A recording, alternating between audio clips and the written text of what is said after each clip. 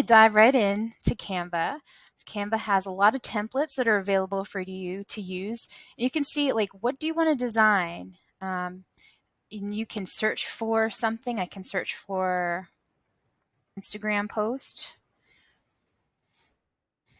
And it starts to give me some templates already. Let's go back because I want to show you some other things from this home screen. If you don't want to search for something, you can look down below. There, it gives you some ideas of what you can do.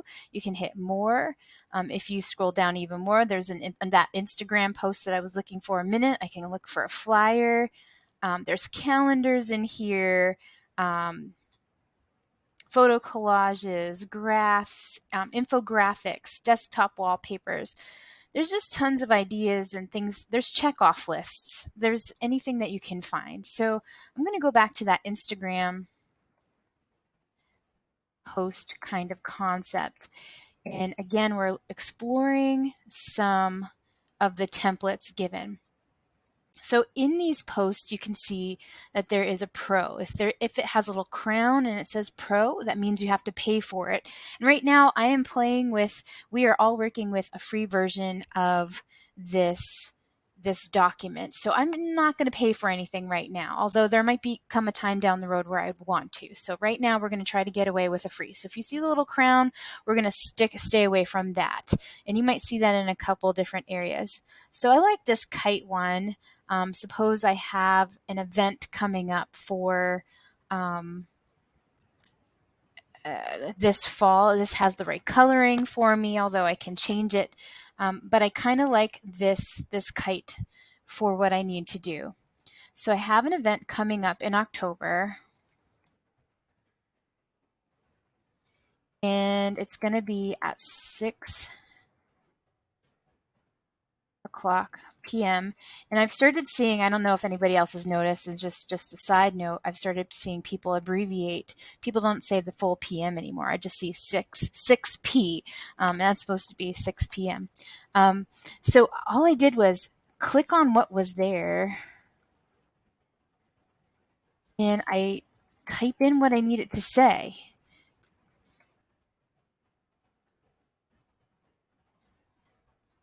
Hit enter to get to the next line. And then all I need to do to move something around is move my mouse over it, and I can drag it to where I want.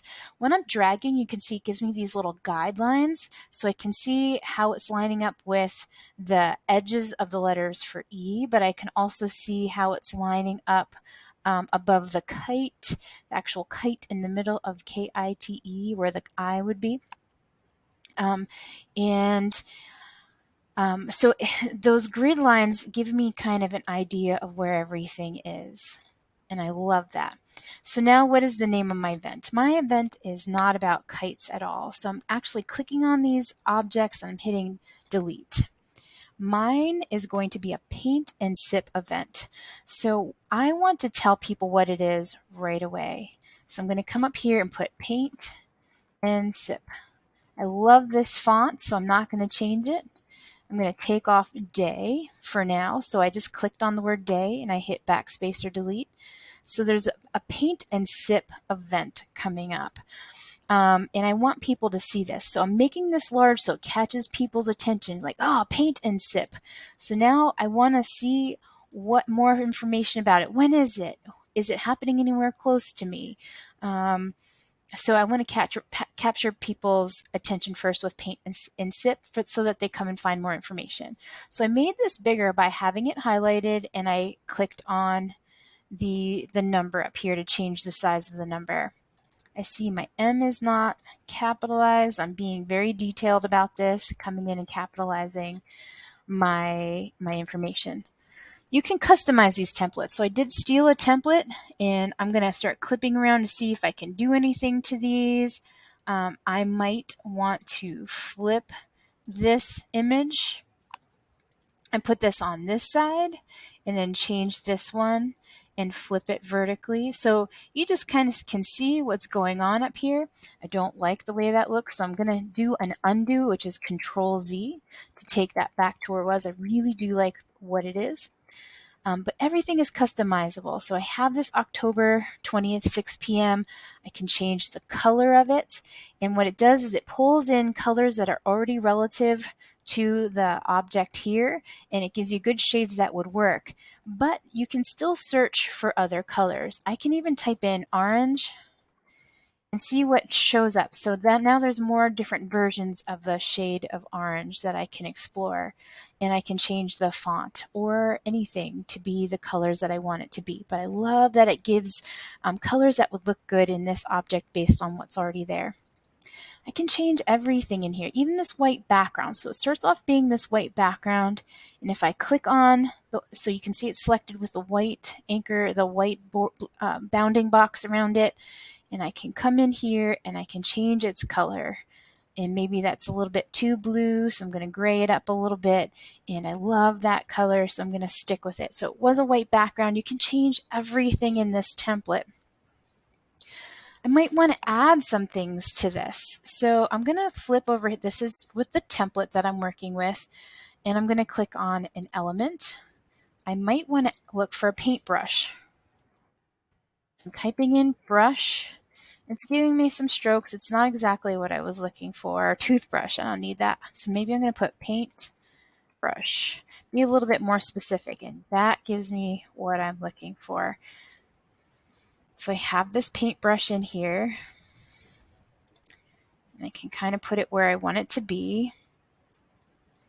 And it even gives me an option of changing the colors. So maybe I want more of the color that matches this little blob up here in the corner. And I want to change the color of my brush as well. Maybe I want it to be the blue shade, and then this remaining color, I don't want that color, so I'm going to undo. I like the way the brush was looking before, but now you can kind of see that I can change almost everything. I can change the images. You just have to look and see if you can. Sometimes you can, sometimes you can't. Some more things about this. These templates. I can reposition things. So right now the brush is behind the words paint and sip, but if I click on position, I can shift things to the front. So now the brush is in front of paint and sip, which doesn't make sense. So I'm going to bump that backwards. Now it's behind paint and sip. You can explore the transparency. So that brush is pretty, I might want to drop down the transparency so I can read paint and sip a little bit better. So I just dropped the transparency of that. So I want you to know that just with a basic template that you select, you can change the font. Everything is available in the font that you can do. You can explore some effects, give it some shadowing, try to see what lift is, change the settings of this to see what lift is. You can look at bullets if you want. So you can center align things, left align things, right align things, and justify it just like you would have in any program.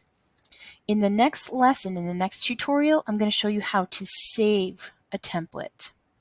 And there's a reason why I'm doing that in a separate lesson. But go ahead and experiment with the template that you're working on. Get it just right so that you're ready to save it, and come back for tutorial number 3.